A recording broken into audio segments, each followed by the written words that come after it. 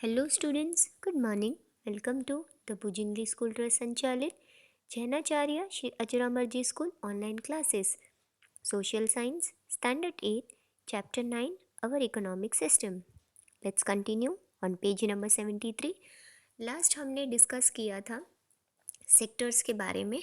यहाँ पर हम एग्जाम्पल के थ्रू अब स्टार्ट करते हैं. थिंग्स टू नो में एक फिगर बना हुआ है, effect of inflation on market. Inflation मैंने आपको बताया था, जब कोई भी चीज़ में प्राइस में जब हाई राइज हो जाता है तब क्या होता है.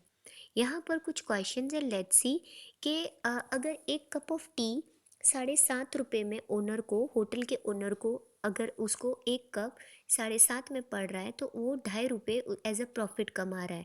तो सेलिंग प्राइस कितना हुआ? 10 rupees. Suppose the cost of milk increases by पर 2 लीटर. अब क्या होगा अगर 2 रुपीज़ पर लीटर बढ़ जाता है? तो जो ओरिजिनल कॉस्ट है और सेलिंग कॉस्ट है उसमें फ़र्क आ जाएगा. क्या होगा कि अगर हम जो भी प्राइस जो शुगर ख़रीदते हैं घर में एवरीडे यूज़ कर रहे हैं, अगर 1 रुपया या 2 रुपया केजी बढ़ता जाएगा तो हमारे उसके ऊपर प्राइस टैग पे इफ़ेक्ट होगा. अगेन क्या होगा जब हम गैस सिलेंडर जो ले रहे हैं उस पर प्राइस 50 रुपीज़ बढ़ गया तो हमारे बजट में इफ़ेक्ट होगा. अगेन सेम चीज़, वन मोर थिंग कि जो हम अगर डीजल और पेट्रोल का प्राइस बढ़ जाता है तो हम बसेस में या किधर भी स्कूल बस में या नॉर्मल बस है किधर भी ट्रैवल कर रहे हैं तो उसमें हमारे टिकट्स के प्राइस पे फ़र्क पड़ता है. तो ये एक इन्फ्लेशन है. जब इन्फ्लेशन आता है यानी कोई भी जो बेसिक कमोडिटीज़ है उसका प्राइस बढ़ जाता है तो इनडायरेक्टली हमारे ऊपर उसका इफ़ेक्ट होता है. ये हमने प्रीवियस चैप्टर में भी डिस्कस किया था. Let's start. The economic activities are also classified on the basis of ownership. जो भी हम एक्टिविटी करते हैं उसको ओनरशिप के बेस पे डिवाइड किया जाता है. जैसे number 1, government ownership. The industries which are owned by the government and are run under the policies of the government are the public sector industries. ऐसी कंपनी जो इंडस्ट्रीज़ है गवर्नमेंट ओन करती है और वो उनकी पॉलिसीज़ के थ्रू चलती है तो उसको कहते हैं पब्लिक सेक्टर इंडस्ट्रीज़. जैसे for example Bhilai steel plant, Bharat heavy electrical limited, oil and natural gas corporation. ये कुछ कंपनीज है जो गवर्नमेंट ओन्ड है यानी गवर्नमेंट इनको चलाती है. Private ownership. The industries which are owned and run by private owners are term as private sector unit. ऐसी कंपनीज जो प्राइवेट लोग यानी जो नॉर्मल कॉमन पीपल है वो खुद ही अपना ओनरशिप में वो लोग कंपनी चलाते हैं तो उसको हम कहते हैं private sector unit. Example Tata iron steel company limited, Reliance, Torrent, Cadila etcetera. ये हो गया गवर्नमेंट ओनरशिप और प्राइवेट ओनरशिप. अब जॉइंट सेक्टर क्या है? इन दोनों का combination. There are certain limitation to public sector units. Generally we find less dedication and commitment towards work public sector units. To control this and to generate sufficient amount of required capital, the private sector units are asked to join the public sector. अगर हम joint sector को short term में समझें तो जो public sector unit है उनके ऊपर कुछ लिमिटेशंस होती है यानी कुछ पाबंदियां होती है. इसीलिए वो लोग डेडिकेशन ज़्यादा नहीं दिखाते. जो भी काम करते हैं ईमानदारी से या मेहनत के साथ, ऐसा डेडिकेशन के साथ नहीं करते हैं. इस चीज़ को कंट्रोल करने के लिए और सफिशेंट अमाउंट कमाने के लिए प्राइवेट सेक्टर के साथ गवर्नमेंट है ना जो पब्लिक सेक्टर वो ज्वाइन कर लेते हैं अपने हाथ. उसको कहते हैं जॉइंट सेक्टर.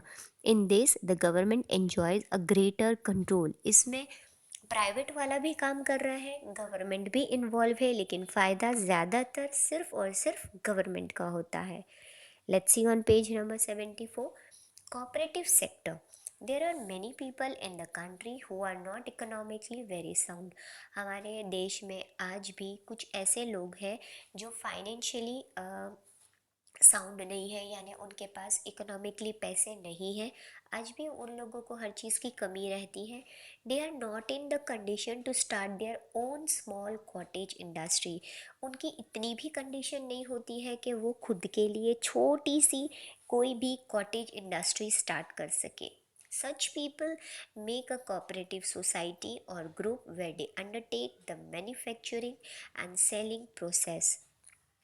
वो लोग कुछ ऐसे लोग क्या करते हैं, एक ग्रुप बनाते, कोऑपरेटिव सोसाइटी ग्रुप बनाते, जहाँ पर जो मैन्युफैक्चर कर रहा है वो और जो सेल कर रहा है वो लोग मिलकर काम करते हैं.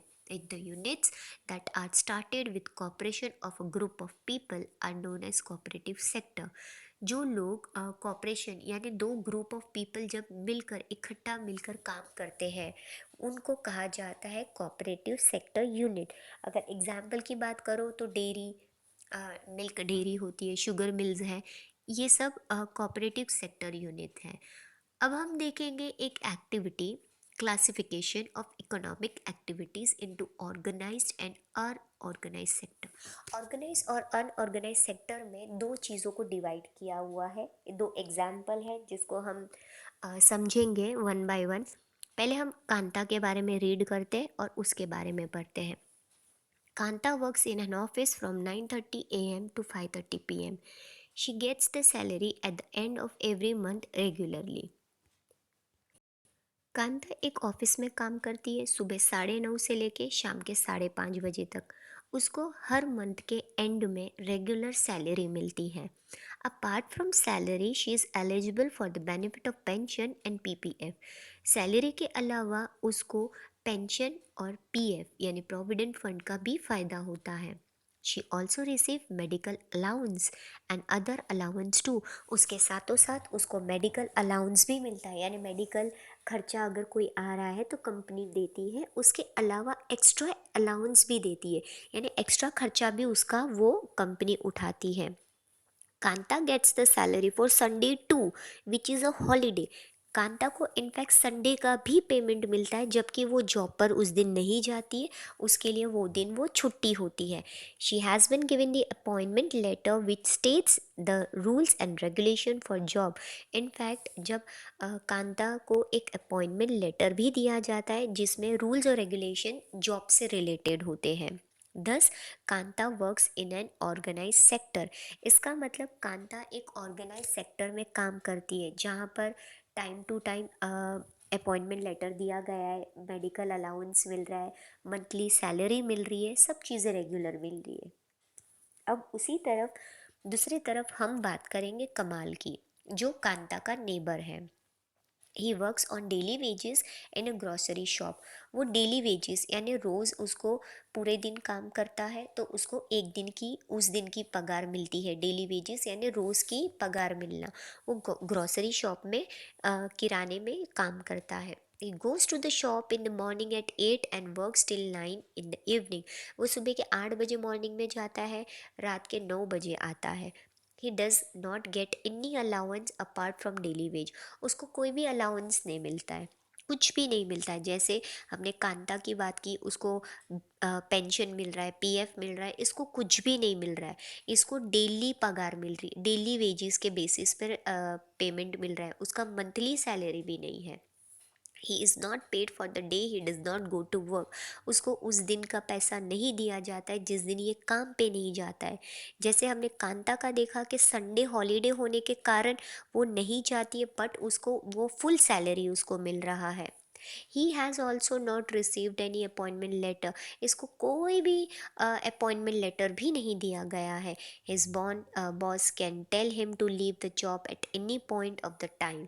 उसका बॉस उसको कभी भी नौकरी से निकाल सकता है, जब उसको मन करे बोल देगा कि अब तुम मत आना. तो 10 Kamal works in N organise sector. इसका मतलब जो कमाल जहाँ काम कर रहा है वो है अनऑर्गेनाइज सेक्टर. तो आपको ऑर्गेनाइज्ड एंड अनऑर्गेनाइज सेक्टर में these are two differences we can see. अब हम बात करेंगे इकोनॉमिक लिबरेशन, जो फाइनेंशियल लिबरेशन जो हम लोगों को मिलती है हमारे कंट्री को. The government has brought about certain changes in its economic policies so as to maintain its peace with the developing world and make India a developed nation. Government ने बहुत सारे बदलाव लाए हैं इकोनॉमिक पॉलिसीज़ को maintain करने के लिए, हमारी कंट्री को डेवलप करने के लिए पूरे वर्ल्ड वाइड. उन्होंने बहुत सारी कोशिश की कि इंडिया को एक वो डेवलप्ड नेशन बना सके. In accordance, the policies of liberalization was adopted in the year 1991. 1991 में रूल्स और रेगुलेशंस के साथ एक पॉलिसी लिबरलाइजेशन की अपनाई गई थी. According to that policy, certain regulations regarding to manufacturing and trade and commerce were removed.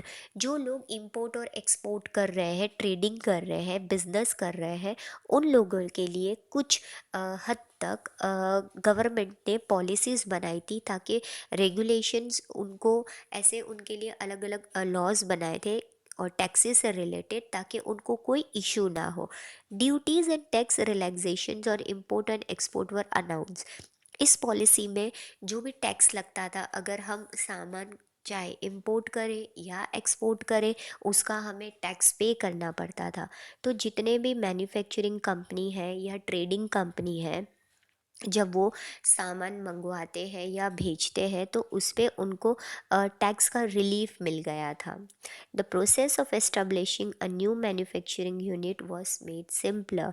बहुत सारी मैन्युफैक्चरिंग यूनिट बनाई गई थी, उसका प्रोसेस किया गया था और सिंपल तरीके से ये सभी प्रोसेस हो रहा था. As a result, India has been able to keep pace with the world in terms of production. इसका रिज़ल्ट ये हुआ कि इंडिया प्रोडक्शन, ट्रेडिंग और कॉमर्स के बेस पे दूसरे कंट्री के साथ जो कर रहे थे, उसमें एक पेस के साथ, एक कंपैटिबिलिटी के साथ वो काम कर रहे थे दूसरे कंट्री के साथ. It has also generated more employment opportunities. और इस वजह से क्या हुआ, ज़्यादा नौकरी एम्प्लॉयमेंट अपॉर्चुनिटीज़ मिली, यानी चांसेस बहुत ज़्यादा मिले लोगों को. तो एक इकोनॉमिक लिबरलाइजेशन एग्जैक्टली हमारे कंट्री को डेवलप्ड करने के लिए कुछ पॉलिसीज़ बनाई गई थी, ताकि अगर कोई भी हम सामान इंपोर्ट या एक्सपोर्ट करें, तो हमें उसके ऊपर ज़्यादा टैक्स पे करने की ज़रूरत ना हो. जब टैक्स हम ज़्यादा नहीं पड़ेंगे तो भेजेंगे, तो हमारे को उसका कुछ प्रॉफिट्स हमें मिलेगा.